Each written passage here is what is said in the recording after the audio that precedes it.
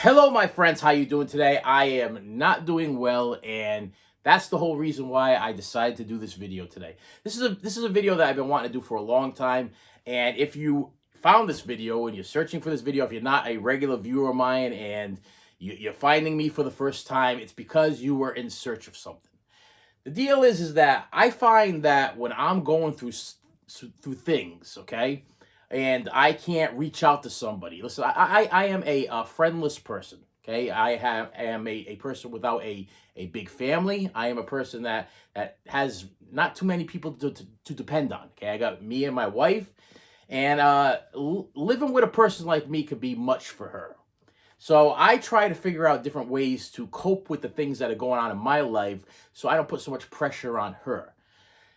The deal is that I have been diagnosed with CPTSD and anxiety. Now, if you don't know what CPTSD is, let's just say it's PTSD. So if you're thinking of somebody that was in a war or somebody that's been in a car crash or a plane crash or something traumatic happened in their life, they tend to have these episodes because of this one thing that happened, the one thing that happened in their life. Now, according to my therapist and counselors and everything throughout the course of the year, I finally got a diagnosis from a therapist that wasn't really a good therapist. Okay, because the deal is after so many years, so over 40 years of me battling with this stuff, I get a bomb dropped on me that you don't listen. You don't have PTSD. You have CPTSD, complex post-traumatic stress disorder, meaning, and I'm because I didn't know what it was. I didn't know what this was, and I had to ask her, like, what is this, and why do I have it? And she's like, you don't have just like one thing that happened in your life. This is a history of neglect and trauma. Okay, so you have had trauma from throughout the whole course of your life, whatever your trauma might be. Now, I'm gonna break down a little bit about my trauma. Okay, so you can relate a little bit, but I don't want to get too much into it because I want to get to the coping skills because that's what I was in search of today. When I have anxiety attacks, and if you go see a counselor or a therapist, I'll tell you right now, a lot of them, I'm not trying to knock therapy because it always feels good to talk to somebody. Unfortunately, people like me and probably you that are in search for videos like this, we probably don't trust too many people. Okay, because if you listen, if you're dealing with trauma, okay, if you've had trauma in your life and you've had been neglected your life, the people that you've been with are probably the people that have done this to you. So you probably have a very small circle. To me, I always say that. I say I have a very if I like you, you're lucky if you get into my circle. But my circle is very small. I might have maybe 4 people in my life right now that I trust. Maybe 3, maybe. And I'll tell you right now, I got one that I actually wholeheartedly trust, and that's my wife because she's never done anything to me for me not to trust her, which is very special. And she's like a unicorn, okay? And I'm not about to let any of that go. But you go to these therapists and they unleash this stuff on you, and then it's pretty much a come back again next week. You got an hour to express yourself, explain your life and everything, what's going on. But then you know what? At the end, give me your copayment. See you next week, and we'll work on it some more. Well, listen, I've been seeing therapists since I was like 12 years old, 13 years old. Well, I started with the counselor. Your parents send you to the counselor at school, I was one of those weekly counselor guys that, it's like, you got to go talk to the counselor. It's your time to go talk to the counselor. This been happening to me for years. You know what I mean? So, and forget about school counselors. They listen, but they don't give you nothing to work with. And then as you get older, you start hiring therapists, you start hiring psychiatrists. You're talking to them, and they want you to keep coming back for more because they like knowledge drug dealers. Okay, let's say with that. They give you a little sniff of hope, and they want you to come back for more so they can give you a little bit more hope, but to me personally, in my experience, it's done more bad than good. So what I did is I started learning these different coping skills on how to stop anxiety attacks. Listen, it sucks to live with anxiety. It sucks to have your mind constantly racing and you don't know how to stop it and you don't even know why you're having these thoughts. And I'll tell you right now, you might not even be awake, okay? I'll tell you right now, my mind, you would think that when you go to sleep, your body shuts off, your mind shuts off. No, not with me. When I go to sleep, I have dreams of things that happened in the past, things that happened in the present, things are just going on. And sometimes, listen, as a grown man, I will wake up screaming, screaming. I recently just had a dream over the weekend, and it was me literally fighting with my father. My father had this thing that he used to do back in the day, where it's like when I was a little guy, real little guy, like maybe 7, 8, 9 years old, or whatever, and I would get mad at him. Okay, let's say he did something, because my father liked to antagonize, he liked to taunt, he liked to harass, you know what I mean, and he would like literally like, he was one of these guys like wanted to get some kind of rise out of me. Like let's say even if he was trying to be playful, like, tickling me or something like that. He would tickle me to the point where I was in pain, or he'd get on top of me. My father was like almost 300 pounds or 250 pounds or whatever it was. Big guy, 6'3", 6 foot, whatever. Big guy. He'd get on top of me, and it's like, it's almost like smothering. And I'm like, I can't move it. And I'd be in full panic, and he'd be laughing. You know what I mean? So years passed, and I've kind of come to grips with the fact that I really think that my father had something wrong with him, like maybe mentally, because it seems like a lot of people in my family have mental issues, bipolar disorder, and just issues that I'm starting to see as an adult, that maybe he couldn't help some of the things that he did. But the problem is that what he did and what I went through kind of trickled into my adulthood, and now I'm battling with it. And going to see these therapists is just not helping. It hasn't helped, because what happens is you go see a therapist for a while, and you see this therapist, you gain this trust with this therapist, and then let's say you have problems with your insurance, or something goes wrong in your life. Listen, I at one point in my life recently, okay, I had insurance, I had a job, I had all this stuff going on, and I was seeing this therapist on a normal basis. I gained a trust with her. But the problem is with therapists too, is that every time you go see a new one, you got to rehash your entire life again. You got to start all the way from the beginning, and you're going to explain all of the trauma again. You're going to explain all of the neglect again. And I'll tell you right now, after years and years of just restarting, hitting that reset button, and like, okay, you're a new person, and I'm supposed to gain trust in you, and I'm supposed to tell you my life story. Here I go again, and I start telling the stories again. It brings back bad memories, things that I buried, things that I blacked out, things that I don't know are real or fictional, and then it makes you question yourself. So the deal is that I grew up with narcissistic people, gaslighters, people that told me that I did things that I never did, told family that I did things that I never did, and that's the part that broke me up most of all, because we had a big family. And I loved my big family, and at one point in our life, we were very tight, and we would, one of those families that, like, you have like parties or events or whatever, SummerSlam or I don't WrestleMania, and you invite the whole family over. And back in the day when people would rent VCRs, and you invite the whole family over to come watch a movie or whatever. My father had 6 brothers and 2 sisters, and I had tons of cousins, and they would come over. But throughout the course of the year, you got these gaslighters and these storytellers and these people that tell them that you did something that you didn't do, and then they pass judgment on you without actually speaking to you, and it breaks relationships up. So it's difficult, and when you go see a new therapist, they tell you to start from the beginning again. And I'll tell you right now, the biggest thing with me is people want to be loved. Okay, you want to be loved. You want to have somebody you trust in your life. You want to be, if you're going to tell somebody something personal about your life, you want to be able to trust them. And to me, it's very impersonal for me to pour my guts out to you and tell you about my life. And then after an hour, you to go, okay, well, that's $30 copayment. I'll see you again next week. And I'm going to leave you just a tad bit oblivious on how to, like, I just opened up Pandora's box of memories and this, that, and the other thing. And now you're gonna go home and you're gonna go to sleep and you're gonna dream and you're gonna these memories and stuff are gonna come back and you're gonna question what's real and what's not real. And you're gonna wake up screaming, or you're gonna wake up sweating, or you're gonna wake up with your heart pounding out of your chest like you can't control it. And you're not gonna know I'm not gonna give you anything to do with any of that. What I did is I just helped you to remember things, and as true as the sky is blue, you know them to be true, and now you know them to be true, and you got things in your life that you can go back and grab or hold and touch or whatever, and you're like, yeah, I still have this. I had this dream. This was in the dream. I got it in my hand. I still own it.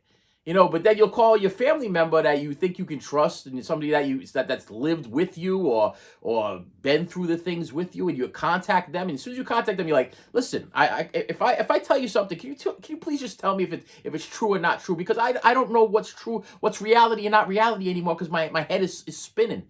And then you start explaining, like you start rapidly texting these people. Let's say you have a person. Let's say somebody that you know in your life is still alive, like your mother or whatever, and you're still in contact with her or whatever. That's what happened in my case. I started contacting my mother, and I'm rapid fire texting, like as much as I can remember from the dream. I'm describing the house. I'm describing the issue. I'm describing, I'm like I'm with dad, and we're fighting, and he's like. And I'm hitting him because I'm so angry because he had just stolen a bunch of money from me. And he's like, hit me some more. And he's like antagonizing me or whatever, to the point where I was like, I was a little guy, and something in my head snapped, and there was a pair of scissors on the windowsill, and I grabbed the pair of scissors and instantly had regret. I was like, what am I gonna do? What am I gonna do with this? This is my dad. What am I gonna do? I feel threatened. I feel like my life is in danger. This man is clearly not right in the head. This is some kind of psychosis problem going on. He's about to hurt me. What am I defending myself? But I don't know what to do. And I instantly dropped it. The front door was right there. Ran out of the house. And when I came back, he was a different person. And I didn't know how to deal with things. Well, I know why? Because I strongly believe that my father suffered from bipolar disorder. Because I'll tell you that he would be the sweetest guy in the morning. Then in the afternoon, he'd be like this psychopath, like off the rails. Something would set him off, and he's yelling or throwing things or smashing things or whatever it is. And he's calling me. Listen, that's another thing. Calling me every name in the book. And I've always said this to my children and therapists over and over again. I would have rather had him hit me, okay, and leave a bruise and let that bruise heal, than to carry this stuff in my mind mentally for my entire life. Listen, bruises go away. But somebody mentally messes you up. That's you carry that stuff around for your entire life. Okay, it's there. You remember it. It pops up when you least expect it. And that's where the anxiety comes in. That's when the anxiety attacks come in, and you don't even know what it is. You don't know what set it off. You have no idea what the problem is. But now you're in some kind of situation where it's like you're at the movie theater with your wife, or you're eating food at a restaurant, or you're just out in public, or you're walking through something, or you're just like laying in bed, and all of a sudden you have like this, it feels like your heart's popping out of your chest and you're having a heart attack, but you're not having a, listen, I've learned this very, very clearly. It took a long time for me to learn. When I'm having an anxiety attack, okay, it feels like a heart attack. Okay, and I've had other people describe. I've never personally had a heart attack, but I've had people describe heart attacks to me, and they say it's like this burning sensation all over your body and this, that, and the other thing. So maybe my explanation of a heart attack is completely different, because when you think of a heart attack, okay, normal people that have never had a heart attack, you think your heart starts palpitating, it starts speeding up, you have no control over it, and you're starting to like really like you can't breathe no more, and you're hyperventilating, and then it's a big old mess, and then the mind is a problem, because the mind starts telling you all these different things, because your mind is made as a defense mechanism. Okay, now your mind will try to find the simplest answer to try to fix the problem. But unfortunately, if you dealt with a whole life of trauma, and your brain is saying, okay, well, when he went through this or she went through this, this helped stop it before. I'm gonna do it again. Okay, it's looking for the quick fix. I'm gonna do it again. But you might be in a different circumstance. And you got to stop thinking with your mind and start thinking more with your heart, okay? Listen, I had a guy that the spiritual guy that used to walk in the woods with me. He's like, listen, the problem is your mind. It literally needs to be taken out and washed and re-put back in your brain and start fresh. But the problem is that that's never going to happen. That's not reality, okay? So you got to stop thinking with your mind, because your mind is a defense mechanism. And what it's going to do is going to give you the quick fix, and it's going to try to get you to get off of whatever the heck you're going through, whatever the anxiety is or the stress is going on or whatever. And it's going to like kind of go back to the last thing that you did that fixed it. But unfortunately, you might not have what you had need. You might be in a different situation. You know what I mean? You're talking to somebody and you're having a full blown anxiety attack, and you're like looking these people in the eyes, and it's like you get like this form of embarrassment, and you're like, it's really tough to be talking to somebody, and all of a sudden you're like, listen, I'm having an anxiety attack right now. It's a little embarrassing. It is embarrassing, and it's tough. It's tough to admit sometimes that, because I don't care how strong you are. You could be the biggest man in the world, the biggest woman in the world, and be a tough guy or a tough gal. But when that anxiety kicks in, I'm not using a ring light today, so yeah, I'm in regular daylight. So if we start getting dim and bright, that's Mother Nature. When you have your anxiety attack, I don't care how strong or weak or whatever you are, it's not a form. Listen, number one, I want you to realize this. This is not a form of weakness. You have been through something real. A real something has put you in this situation. You weren't born like this. You were produced like this. You are a production. Okay, you are of what was created. Okay, I didn't have anxiety attacks when I was little. Okay, I started getting anxiety attacks later on in my teenage years, and then so on, and productively I've been getting them worse and worse and worse, and then they get worse because other things happen in your life. Let's just face it. As you get older, you get more bills. You get problems with your kids get older. They got problems. You got problems. Your wife's got issues. Okay, you don't know how to make ends meet. You lose your job. You're having car troubles. Let's just face it. As you get older, you get more problems. As you get more problems, you get more anxiety, and then you don't know what to do with it because you don't have anybody that you can go to, and you don't have anybody that you trust. So to make this very, very short, so I don't get too long, and because you're tuned in because you're like, give me some kind of coping skills, because that's what I was searching for this morning. That's what I've been searching for months on YouTube is real, authentic coping skills on how to stop you from having an anxiety attack when you're having an anxiety attack right away. Not like 3 minutes from now, 2 minutes from now, an hour from now, whatever. Different things that I have done in my life to stop me from having an anxiety attack. When you're having a full-blown anxiety attack, when you're in public, when you're in private, I'm going to throw some stuff at you that is going to help you, because it's helped me. It's helped my children. It's helped other people that I know. They've come up to me, they're like, listen, I'm having an anxiety attack. What do I do? And I've said these things. And I'll tell you, to this day, when one of my kids is having an anxiety attack, I will get a phone call like, Dad, you need to talk me through this. You need to talk me through this anxiety attack. And I'll talk them through it. And within a matter of like 5 minutes, their anxiety attack is gone. And I'm very thankful. It's a blessing and a curse to live like this. It sucks every day to wake up and have an anxiety attack sometime throughout the course of the day because of something that happened to you in the past that you have not really straightened out in your head. It sucks to wake up after having a nightmare of your father abusing you, or somebody in your life tormenting you or harassing you or gaslighting you or narcissistically making you feel a certain way, because that's how they get their thrills. You know what I mean? And they don't know any better either, because they sick people too. Okay, so here are some instant coping skills and coping skills in general. Number one, you're at home, okay, and you're just watching TV. You're watching TV and you're at home, and something on the TV triggers something. That's nothing. Triggers. I'm going to use the word triggers a lot. Triggers are the things that pop into your life that hit you in the brain, and all of a sudden your brain causes your body to have the anxiety attack. You might see something. I'll tell you right now, one time I went to the movie theater, and I was watching a movie, and the movie was perfectly fine. But at the time, one of my daughters was having problems with vaping issues, okay? And we were battling a lot. There was a lot of fights with the whole fact that she was addicted to nicotine, and I kept she's like, I kept lying to me, kept telling me, I'm quitting, I'm quitting, I'm quitting. And I'm like, I just don't want you to get hurt. I don't know too much about the stuff that we're battling with this stuff. I wanted to stop, and we would go on and on and on and on. And I keep finding like these vapes in the cushions. I find them on the shelves. I find the bags of them in her room. You know what I mean? So I'm watching a movie, and all of a sudden, this person in the movie vapes. Okay, and I full blown anxiety attack. I mean, I'm in a movie theater. I got my wife there. I got my son there. He's there with his girlfriend, and we got like, this was supposed to be a fun night out, just go to see a movie. But because I just saw this girl vape, and I'm going through this ongoing battle with somebody that I love, and they're lying to me, and I'm trying to help them, and this, that, it caused me to have it. And which what happened was, I paid a ton of money to go see this movie. I wanted to see the movie, and I spent most of the time in the bathroom, and I missed half the movie. And I kept coming back, and I didn't want to embarrass my wife. I didn't want to embarrass my son by throwing up. Because, you have anxiety attacks. You don't know. It's going to come out one end or the other, okay? You're either going to spend a long time in the bathroom, or you're going to spend, doing one thing, or spend a long time in the bathroom doing something else.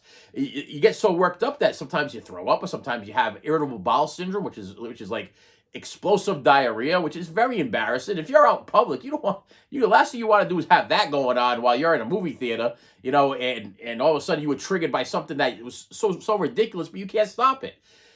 So if you're at home and all of a sudden you are triggered by something, first advice I have to you is, and this works at home, and this also works at movie theaters. You're shopping at Walmart. You're out and about somewhere, and all of a sudden you see something goes on, and you have a major anxiety attack. Now, I brought out my flashlight. Only I'm not gonna try to point it in the way of the camera, but as a distraction. So just so you understand what's going on here. So what I do if I'm out in public and I have a severe anxiety attack, what I try to do is I try to find a focal point. Okay, focal point meaning, let's say I'm in the aisle with the plastic bags at Walmart. Okay, we're picking up trash bags, or I'm just visually putting myself in that aisle. Okay, I don't know why. You could be anywhere though. You could be in a toy department. You could be in a shoe department. You could be anywhere. And what you need to do is you need to stop for a second, and you need to find something in that room or in that area that you can focus on. Focus on the writing on the side of the box. Focus on something in the corner of the room, the exit sign. If there's an exit sign, focus on the exit sign. If you see something around that you could focus on, you find that and you focus on it, and you stare at it, okay? And as you're staring at it, you need to start saying in your head quietly, so you don't look like a crazy person standing in the aisle of a department store. You need to say, I am safe. Everything is okay. I am safe. Everything is okay. And focus on that one item. Don't focus on the people around you. Don't focus on the actions of everything that's going on there. There might be somebody wheeling in a whole pallet full of stuff or whatever at Walmart, whatever it is. Focus on that thing. If you're in that movie theater, focus on that exit sign. Look at that. That's my biggest one, is the exit sign in the front of the theater. Right where that movie theater, where that screen is, there's always an exit sign. I focus right on that exit sign, and I'm like, I'm safe. I'm calm. There's nothing wrong with me. Nothing's going on. Nothing's going on. And if that still doesn't work, then what you need to do is, and you should come up with this right now, okay? Shut this off. You should come up with this right now. Think of a happy place in your life. The happiest place you've ever been. Someplace safe, someplace not busy. I mean, in my case, I always think of, there's a scene in my life where I was visiting my grandmother, and she had a couch, and in front of the couch was a little 13-inch TV. And she's sitting on a rocking chair, and my grandmother always used to like to crochet, so she was always rocking and crocheting, and she'd always be smiling. She'd always smiling, rocking and crocheting, in her own little world, own little life thing going on or whatever, smiling, rocking and crocheting. And I'm laying on the couch, and I got my head on the arm of the couch or whatever, because the TV was right in front, and I'm watching Fiddler on the Roof at my grandmother's house. And what I will do is bring my mind visually back to the colors of the room, the smell of the room, the picture of my grandmother, because my grandmother to me was a safe person. So I'm safe. You're safe. You're in a good spot. Things are going all right. You know what I mean? And you're back in that happy spot that isn't gonna that there's no harm there. You feel no harm, and usually within a matter of maybe 4 or 5 minutes or whatever. I mean, yeah, you're in an aisle, you're standing there, you're staring at something, or in the movie theater, you're staring at something. But it's a lot better than throwing up. It's a lot better than having an accident in your pants. It's a lot better than missing the movie, and you might be able to break out of it within a matter of like 4 or 5 minutes. Before 4 or 5 minutes is done, you break out of it. But then again, like what happened to me when I was watching this movie, and I gave a bad review to the movie. And I gave a bad review to the movie because it mentally messed me up, and it mentally messed me up. It had nothing to do with the damn movie. Then the girl started vaping again, and poof, there came the anxiety attack again, and it started me right back from square one, staring at that exit sign, refocusing on what's going on, putting myself back into that happy spot, and then progressively getting back into the movie. All right, so that's one thing, okay, that I wanted to share. Next thing is, if you're in the house and you're alone, okay, you got nobody to talk to, you got nobody, and the other thing is that as much as your family loves you, they don't want to hear this every day. I'll tell you right now, I feel, this is my personal opinion, this is the way I feel in my heart, is that, people that love you, they love you, but they don't want to hear you're in pain every day. They don't want to hear you suffering every day. They don't want to hear you struggling every day. So if you could kind of give them a break for a day, that's a good thing. But if I'm having like a full-blown massive anxiety attack, I just woke up with it, I'm in the bedroom watching TV, I'm in the living room watching TV, nobody's in the house, I don't know what to do, I'll turn on the shower, and I'll go in the shower, and I'll take a cold shower. Sometimes they say just slap water on your face. Well, sometimes slapping water on your face may work, okay? But sometimes it may not work. Sometimes you need to put your whole body into like almost like shock mode, where you're like, now you're focusing on something that's totally different. Now all of a sudden you're in the shower, and the cold water's hitting you, and you're like, whoa, and it's like all of a sudden your brain is like, damn, how do we fix this problem instead of fixing that problem? And you're deflecting your brain from focusing on whatever the heck the messed up thing is that you're struggling with, because now your brain's thinking like, wow, you're freezing, it's cold or whatever. And you got to figure how do you fix it? And once you calm down, excuse me, once you calm down, you adjust the water back to the whatever temperature you want, and you relax. You just take a nice hot shower or whatever it is. And me and my shower, we have a bar inside there where it's, I guess, supposed to hang face cloths or whatever it is. I'll hold on to that bar sometimes, and I'll just close my eyes and let the water hit me like in the face, top of my head, and once again take me back to that comfort spot that I remember as a kid. You know what I mean? And then all of a sudden I walk out. Not only after that do I walk out feeling like refreshed, but I have an overwhelming feeling of calmness over me. When you release some of this stuff, I don't know if you've ever had this, and please comment below if you've ever had this, but once you release this like intense anxiety and everything stops, you have this, what I like to call a warm feeling. I've said this to my wife a million times. I've said this to my mother a million times back in the day or whatever. I used to have these overwhelming warm feelings where it's almost like your body is telling you, yes, listen, everything's okay. Okay, you're good now. Everything's good. Everything's calm. Everything's nice. And you're doing good. And now I'm going to give you a treat by resting your brain and resting your body. And I'm going to give you this overwhelming feeling of warmth and safeness, and like almost like somebody's putting their arms around you and like hugging you and telling you that, you're okay. You're okay. It's sad that it has to get to that point to feel that point, feel that good, but it happens. Sometimes when I have my nightmares about things that happened with my father that I know happened, and then I try to confirm with my mother, but my mother left. My mother left me and my brother there with the man that was having these psychosis problems, whatever, because she couldn't take it anymore, so she took off. You know what I mean? Leaving me with my brother, so she don't remember a lot of this stuff because she was already gone. And I was already like in my late teens and stuff, and it got worse as I got older, because as I got older, I guess maybe I seemed to be more of a threat to my father, or more of like aware, you know what I mean? And I was seeing a therapist, and also, so it was, and he was going through stuff too. So as he was going through stuff, my mother and father were going through a divorce and everything, he was getting more and more angry and more vindictive and more like off the rails, So he was taking more out on us, And then, you know, he didn't have no money because he had a gambling problem. So he was stealing from me and my brother. And, you know, me and my brother were both working. And we are working to try to pay for the stuff that we want and need, you know, about cars or whatever it might be, whatever teenage boys want to buy at that time. And when you save the $1,000 and you go into your box and go grab that $1,000 and the $1,000 is gone after you saved it for months and months and months, and then you approach your father and he's like, I don't know, it wasn't me, I didn't do it, I didn't take it. And then in the case of my brother, there was occasions where my father would actually steal his wallet either out of his back pocket or wherever he left it, and he'd be like, I'm not giving you your wallet back until you give me a certain, like literally like blackmailing the kid. He'd be like, hey, I'm not giving you your wallet back until you give me $300. I know you got $300. When you give me the $300 I know you have, I'll give you back your wallet so you can have your license and you can have your college card or whatever it is that he needed in his wallet. He's like literally blackmailing the kid to give him back so he can get back his possession, because he knew that he had the money, and my father had a huge gambling problem, so he had to keep taking from us as much as he possibly could.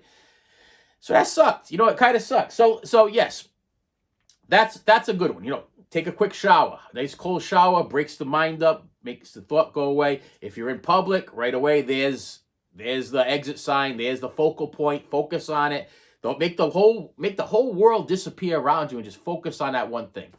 Now I got a couple of visual aids to help you with a couple of these other things. Number one, I don't know if you know about me. I wear my long sleeve shirt mostly all the time when I do these videos, but usually I'll have, in the case, this is my wife's hair tie. Okay, if you don't have a hair tie, elastic band is a must.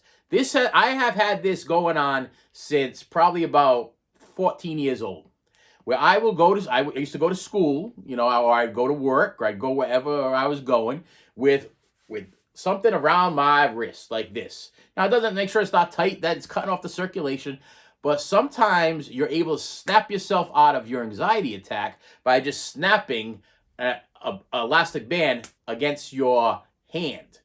For some reason, I mean, I don't know if this is a good thing, a bad thing. This is something that I've learned throughout the course of my life, that the instant, like, pain or sting of the band hitting you sometimes breaks up the thought process. So let's say I'm as a preschool teacher, I'm at the preschool, okay, and I'm overwhelmed. Children all over me. Nobody's there to help.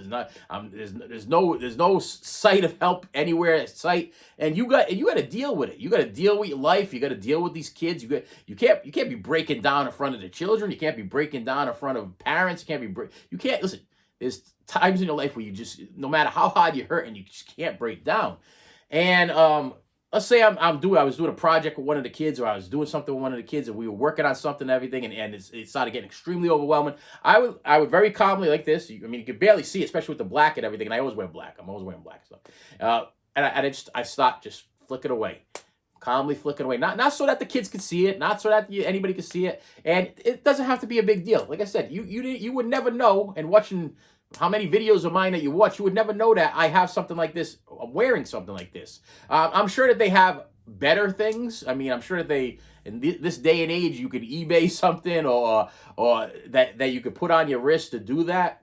But sometimes just that snap of the wrist, or snap in you know, of the upper part of your hand or whatever, will knock you out of that anxiety attack. You know, because right away your mind is like focusing on now the little sharp pain that you're getting in your arm or your wrist or whatever, and now your mind's not focusing on what's going on anymore. Now it's like, whoa, let's fix this problem. I got a pain in my hand. You know what I mean? It's almost like those comical movies where it's like the person's flipping out. They're like, I think I just broke my leg. I think I just broke my leg. And then all of a sudden, one of the guys in the movie like breaks his arm. I think there was a movie that I watched where I forgot what movie it was, but the guy was flipping out because I think he got shot in the leg or whatever it was, and then all of a sudden the drill sergeant takes him and breaks his finger, and he's like, oh, now how you feel about now? He's like, he wasn't thinking about the leg no more. He started thinking about the finger because it was hurting even more than the leg. It's almost like one of those things. Now your brain's focusing on what's going on your wrist or whatever. And don't do it to hurt yourself. If you start bruising yourself or something, then you know there's a bigger problem. Stop that. Okay, don't do that. Okay, I never hurt myself. It's more of like it's a quick little, hey, back to reality, my friend. Listen, this is where you are. You're safe. You know, you're gonna figure this out. You're gonna deal with it. Let's proceed. Because you got a job to do, you got people to deal with, you got kids to take care of, and you need to just need to snap out of it. You need to snap out of it.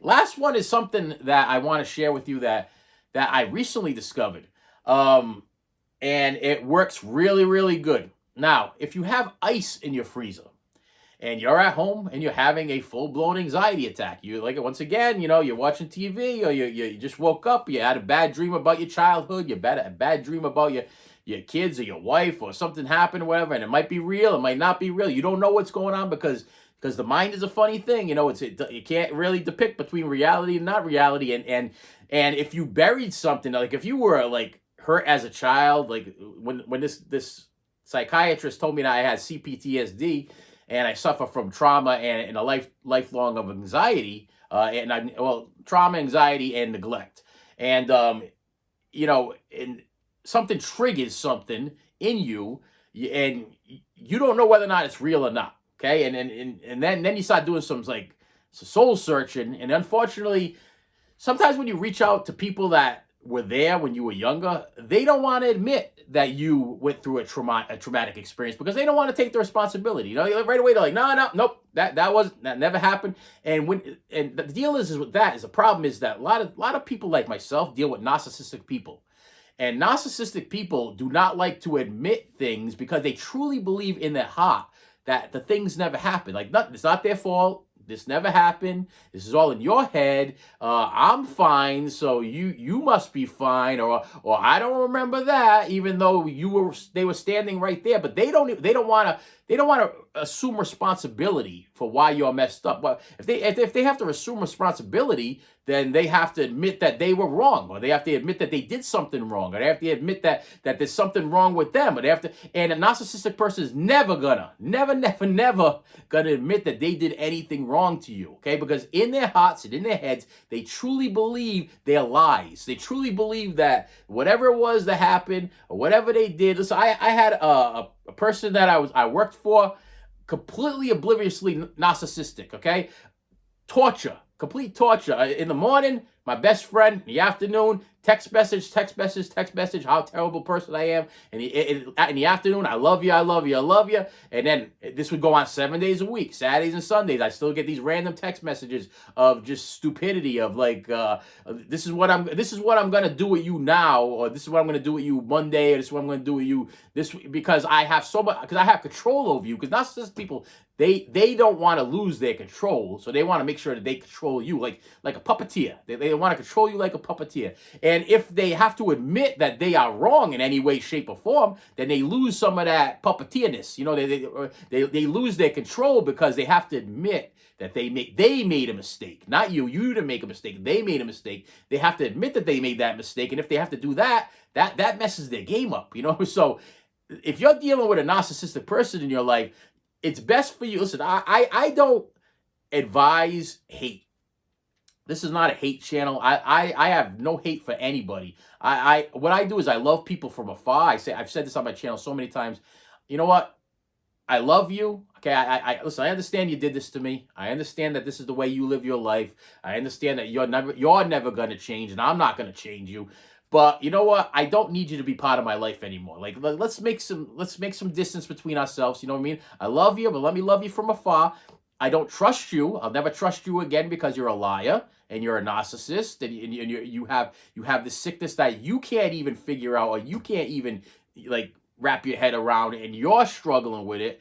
And you're never going to admit that you did something wrong. You're never going to look me in the eye and say, listen, you didn't do this, I did this. Or I was the reason why you ended up like this, or I was the reason why this happened to you, or yes, this did happen. I was right there. I saw it, but I was thinking more about me and my selfish self, and I wanted to make sure I was safe and I was protected. So I did whatever I had to do to make myself feel better, and I left you there to suffer, okay? Or I was the one that was causing you to suffer, and I'm not going to admit that to you, because that would make me look like the bad guy. And I'm not the bad guy, because I'm a narcissist. You're the bad guy. You're the one that messed everything up. You're the one that did this and did that. Listen, I know you did it, because if I admit that I did it, then I'm the problem. And a narcissist will never admit that they're the problem. I have learned this from years and years, and this is not a video about narcissism or whatever, but dealing with narcissistic people sucks, okay? Especially if you deal with anxiety and trauma and you've been battling with this stuff for years. When you got a narcissistic person all up in your face and they are like straight up gaslighting you and making you try to believe that you did something wrong, and you know in your heart that you didn't do anything wrong, it's time to go. It's time. Listen, I'm sorry. They're not going to change. They will never change. They're going to continue to do this to other people, and that's the part that hurts me the most, is that as many times as I've dealt with narcissistic supervisors, okay, that literally are just like right in your face, attacking you, trying to break you down. They're chipping away at you slowly. They're chipping away at you slowly till you're left with nothing. And you put up with it because you love the job, or you put up with it because you love, you're helping people, or you the job completes you in a certain way. But the problem is you could do without this person in your life, but you're really enjoying the job. And that part hurts the most, is that you know you're doing good for people, you know you're helping people or children, or whatever, in my case children or whatever. But the narcissist is going to be like, you know what, I've kind of had it with you. You know what I mean? You're not playing my game. And I think as soon as they start to think that you're on to them, they want you gone. And I'll tell you right now, as soon as you realize how bad it is, you need to go. And don't leave with like retaliation, because that just makes you look like the bad person. That proves them right. Okay, if you leave and you start posting things on social media, you start giving bad Google reviews, or you start complaining to people about this person and what they did to you and everything, then they win. Because what the deal is that, number one, they don't want to be outed. Okay, so they're gonna defend themselves, and they're gonna get witnesses, and they're gonna get all kinds of stuff to build their case against you and make you look like a horrible person. They're gonna look for allies. They're gonna try to get people on their team. And unfortunately, I worked in a mill for so many years. I worked with hundreds and hundreds of people. And the deal is that if you have a narcissistic boss and they get the team on board or whatever, then the team starts harassing the crap out of you, because like, he's a nice guy. This is a good guy. You know what I mean? He's a good guy. He's helped so many people. He's done this. He's done that. He's done that. Okay, he may in your eyes be this good person, but for some reason he has it out for me, and he has it out for Jim over there, and Bill over there, and Bob over there, and he's harassing the heck out of us, and he's making us believe that we're doing things wrong, and things are coming out wrong, and he's not helping. He's supposed to be helping because he's the supervisor, and you're asking him for help, and he's supposed to be helping, but he ain't going to help you because he ain't going to take no ownership for anything that goes wrong on the job site. He's not. He wants to come out, or she wants to come out smelling like roses. And what they'll do is they'll put on a big show. They'll put on a big show. They might post something on social media every day. Oh, look at me, and look what I've done. I've helped this, and I've helped that, and I've helped this. It's all a facade. It's all smoke and mirrors. It's all lies. But listen, these poor people legitimately believe that they're helping people when they're destroying lives. And this is a lot of where my anxiety comes from. This comes from like years and years and years of different supervisors and different places I've worked and different things that I've gone through and different people that I've met. And like I said, I wasn't, you're not born with anxiety. Okay, anxiety is a learned behavior. You get anxiety from years and years and years of abuse, trauma, confusion, and it sucks. It sucks to live like this. It sucks to wake up every day and have an anxiety attack. It sucks to be like afraid to leave your house sometimes. I'm a grown man, and when I was younger, my phone. Don't worry about that. When I was younger, my safe spot was my bedroom. That's where I stayed. I stayed in my bedroom all the time because it had a door on it, had a lock on it, and if my father was coming at me or whatever, I had a safe place to go. So even when I met my wife, and when I got my own apartment, so let's start from there. I got my own apartment. I lived alone in my own apartment. I still stayed in my room, which was crazy because the whole apartment was mine. But yeah, I still found the safe spot was my bedroom. And to this day, I still find myself I spend more time in my bedroom with just me. And my wife comes home from work. I spend time with her. I do we talk, and she talks about work, and we have supper together and all this stuff like that. But then at a certain point, it's like, it's time for me to get back into my safe spot. It's time for me to get back into my bedroom and where I'm sitting. And I'll tell you right now, at my age, I wish that wasn't a thing. I really wish that I could figure out a way to break that. But that's been going on my entire life. Listen. My father would flip out. He would smash my door. He would smash my door down, and literally, it was at one point in my life, he actually took the door off the hinges and took the door away, because so I would not have a safe spot to go in my room. So no matter how, if I went in my room, it didn't make a difference anyway, because he would still be standing in that doorway because he took my door. So it's you're not born like this. It's a learned behavior from a long span of just terrible events that just are ongoingly happening. You're not a bad person. You don't have bad luck. You've just been chosen to be, you know, attacked by people that look at you in a certain way, and they're like, oh, it's almost like trying to find Superman's weakness, and like, now I'm your kryptonite, and I found your weakness. Whether it be your softness for children, or your softness for your family, or softness for what I found, whatever that softness is. And what I'm gonna do is I'm gonna, as the wound is open and I'm putting salt in it, okay, I'm gonna take my thumb and I'm gonna jam it in the wound on top of that, and I'm gonna keep doing it until you break, because I find some kind of pleasure out of that, because I'm a narcissistic, gaslighting person that has a lot of issues. That this makes me feel good about me. Okay, what I just did to you makes me feel good about myself. I just broke somebody. I got that power. I feel good. All right, so the last one, and I'm gonna wrap up this video. Talk too long as it is. Hopefully I gave you a few coping skills that will help you to instantly snap out of whatever your anxiety attack is, because that's what I was searching for this morning. How do I instantly snap out of my anxiety attack? I searched on YouTube, didn't find too much, and the ones that I found were a lot of doctors and clinicians and psychiatrists and therapists and all these people that think that they know everything. But yet, listen, I'm going to say I have probably more experience than them, because I've been dealing with this crap since I was like 12 years old, and now I'm like 50-ish, okay? So I've been battling this stuff, and I've had to find these things by hit and misses, and I'm telling you what works for me. Last one, you're in your house, you have an anxiety attack, real bad, and like this happened not too long ago. Happened to my wife. My wife started having anxiety attacks. She very rarely has anxiety attacks, but sometimes life does throws you the crap sandwich, and you got to take it, and then you come home and you don't know how to adjust, whatever. But she was laying on a couch and she was sleeping, and she was woken abruptly. And it caused her to have anxiety attack. I think my son came home, knocked on the door, whatever, wanted her to unlock the door. He forgot his keys or whatever it was. And if you're waking from your sleep like abruptly, like whoa, you're like full panic mode, and then heart's racing, you don't know what's going on. And so a couple of things I have her do, or I've done, is number one, if it's cool outside or cold outside, take a walk outside. Unlock your front door, take a walk outside. If it's cold out there, even if you're in your shorts or in your whatever, take a walk outside for a few seconds. Let that cold air hit you in the face, kind of slap you back into reality. But let's say you don't have that you don't want to go outside. You don't want to leave your house, whatever.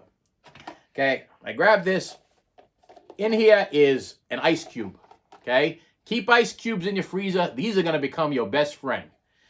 You are having a full-blown anxiety attack. Grab the ice cube like I got over here. Put it in your hand and squeeze it.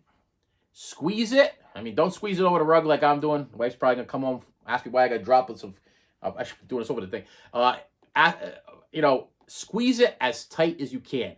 Right now in my hand, it is getting extremely cold because I'm holding ice, okay? But as I'm doing that, my mind is now focusing on the coldness of my hand and what's going on right now in my hand. Now, I'm not hurting myself. There's no pain, but it's enough to be irritating. And if I'm having like a full-blown anxiety attack, all of a sudden I'm like, this is worse than whatever the heck's going on there. And you're focusing now on the coldness of your hand and what's happening. It kind of breaks you instantly out of whatever's going on. Okay, that's a new one that I recently discovered. So I'm wrapping this video up like this. Well, let me make this very clear. You struggle with anxiety, it's not your fault. Okay, you've probably been through a lot in your life. Okay, and I listen. My channel is a helping channel. Okay, I unbox things. I'm all about movies, music, because those are my passions and my love, toys and stuff like that.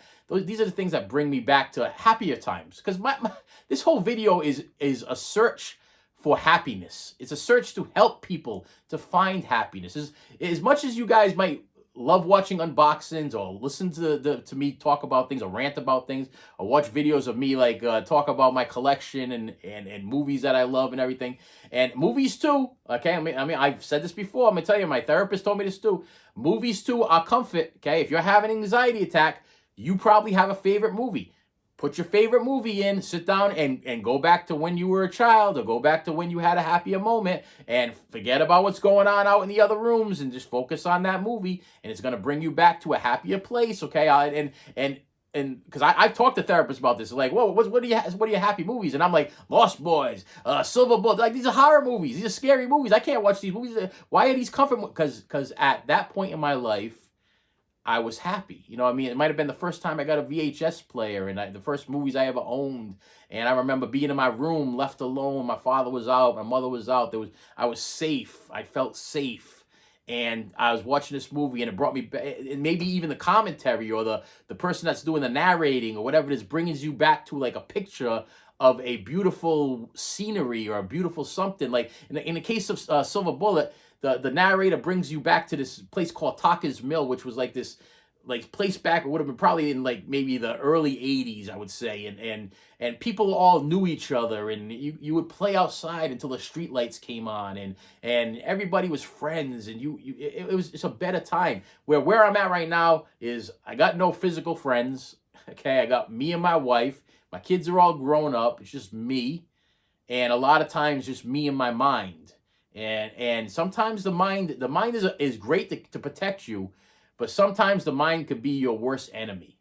And that's why I say sometimes you got to stop thinking with your mind and start thinking with your heart, because your heart's been there with you too. Your mind's been with you all your life, but your heart knows what's best for you. You know, and your mind's like, I'm looking for that quick fix. I'm gonna find that quick fix to make things better. This is why so many people have like dependencies on drugs and alcohol, this, that, and the other thing, because they're like, oh, I had a bad day. I gotta go get the alcohol. I gotta go get that drugs. I gotta go gamble. I gotta whatever it is. That's what your mind tells you. But if you think with your heart, you're like, after I'm done with this, I'm gonna be broke, or I'm gonna be sick, or I'm gonna be an embarrassment, or I'm gonna do something wrong, or I'm hurting my body, or whatever. So you listen. Start thinking more with your heart. Stop thinking with your mind, and when you have these anxiety attacks, use these little coping skills that I just taught you to try to get out of them, because there's nothing wrong with you. There's nothing. It's a battle of the heart and mind, and it's a battle that you did not create. You did not make yourself this way. The world made you this way. The people in this world that you trusted made you this way. The people that you loved and you thought that they were your safe people and your people that kept you. You know, it takes. Listen, nobody is perfect, so they're gonna make mistakes, and when they make their mistakes, you know, if you're the target or you're the one that's there with them, it's going to trickle onto you. And like this guy that I used to walk with this guy. I used to call my spiritual Yoda. He used to go, listen, when you have these moments when you don't know if it's real or fake, if you're battling with your mind with reality, and then you contacting let's say narcissistic people that make it all about themselves, like literally like you got a cold, they got the flu. You got a broken arm, they got two broken arms. You got two broken ribs, they had 12 broken ribs. These are the people that like look at me, but these might be the only people you have in your life to contact, to talk to, whatever. And you contacting them, and they're like, they don't really care about fixing you. They want the show to be about them. They're like, hey, listen, whatever's going on with you, that's all well and good, but hey, listen, let's talk about me. Let's talk about what I had to go through. Let's talk about the struggles I had. Let's talk, because they might even have even more problems than you. They might need somebody even more than you need somebody at that time. But at that time, you don't want to hear that stuff. You are going through something. You don't want to hear their problems. You just want an ear. You want somebody to listen to you. You want somebody to confirm what's going on in your life. And if all you got around you is narcissistic people that are believing their own stuff and living in their own little world and making up excuses for themselves, you're not going to find that help there. And in that case, I say love them and it's from afar.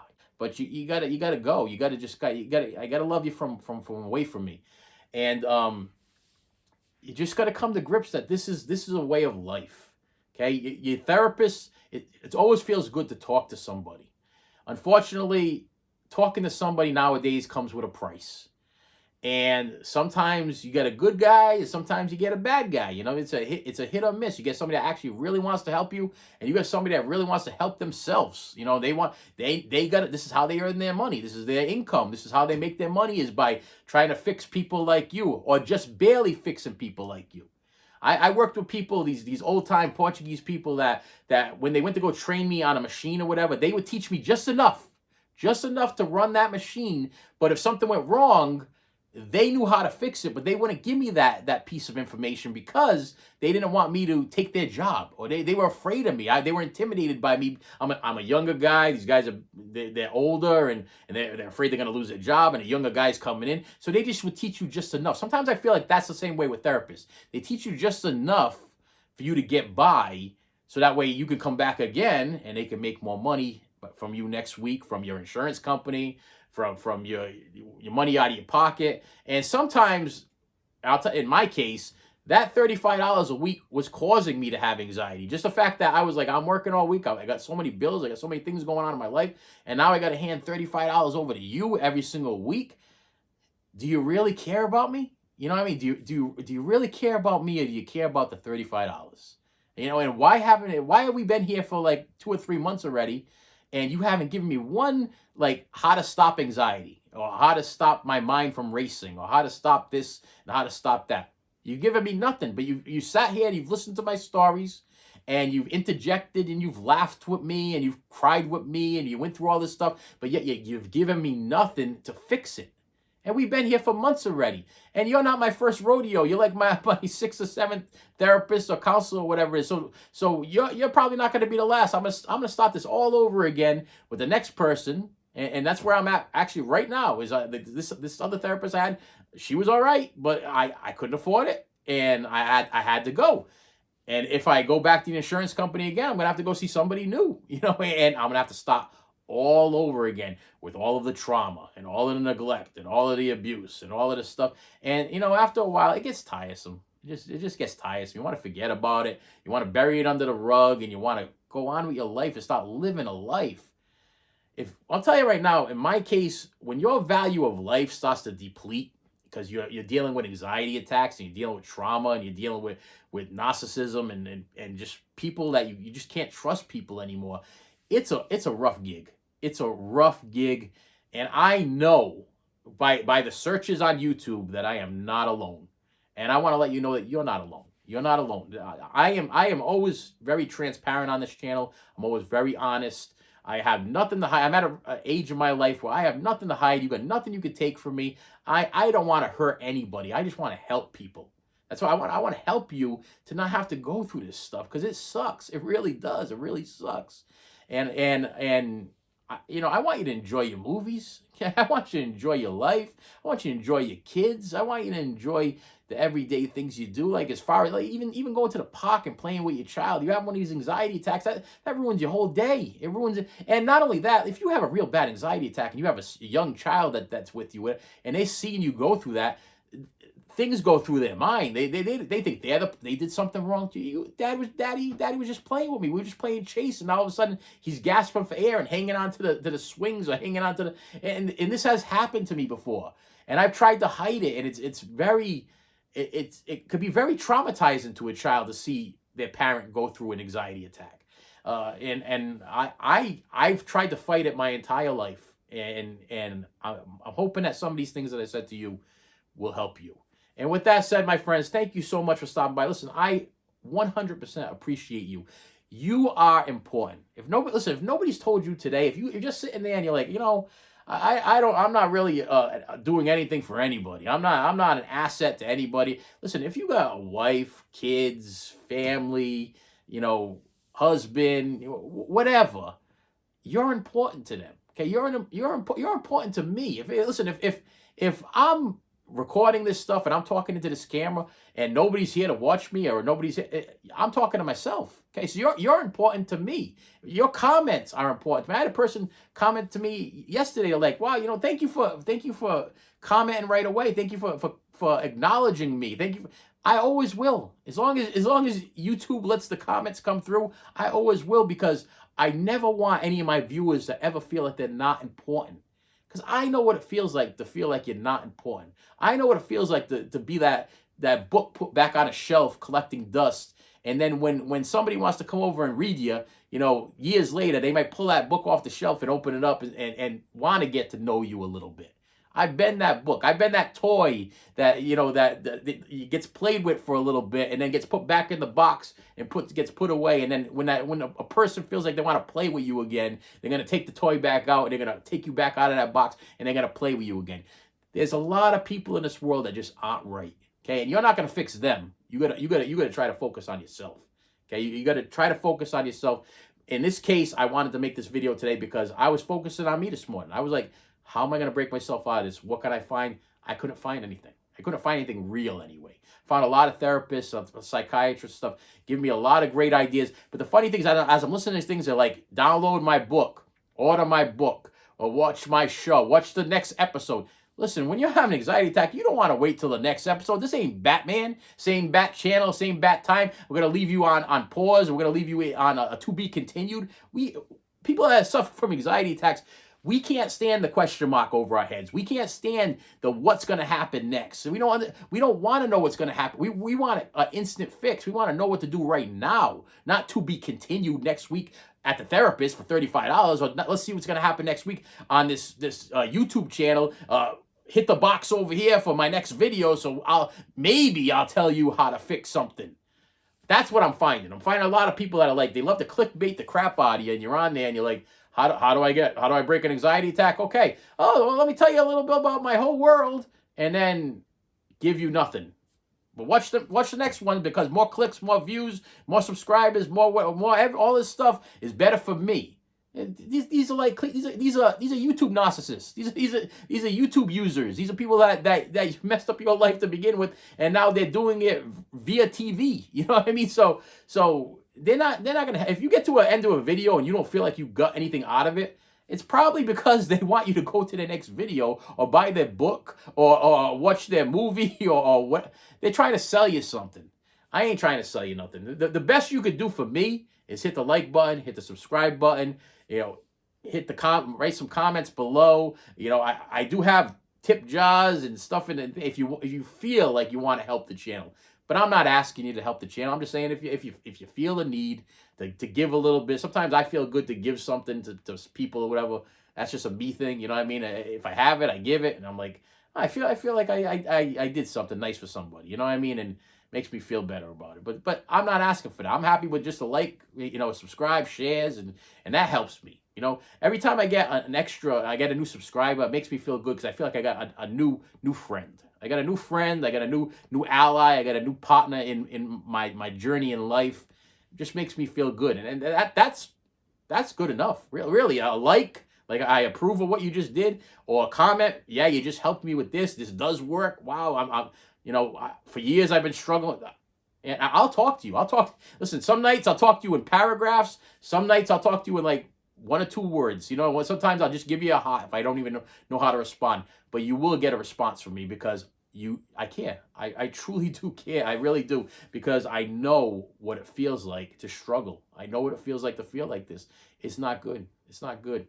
And I want you to live better lives. I like to say that I want your value of life to increase. We're only on this planet for a short time. I want it to increase instead of decrease. You don't want to spend your whole life being like this. This is tough, and I'm trying to break it. But the thing is, I'm trying to break it alone. That's the whole thing. I'm trying to break it alone. I don't have help. I don't have people that I can go to. I don't have therapists that I can afford. I couldn't even get an 800 number when I tried to get an 800 number to talk to somebody. They put me on hold and then they eventually hung up on me. That's how bad it got. So here I am searching YouTube, and here I am coming up with the idea to try to help other people. And with that said, my friends, thank you so much for stopping by. I appreciate you, and I will see you later. You should have saved me some.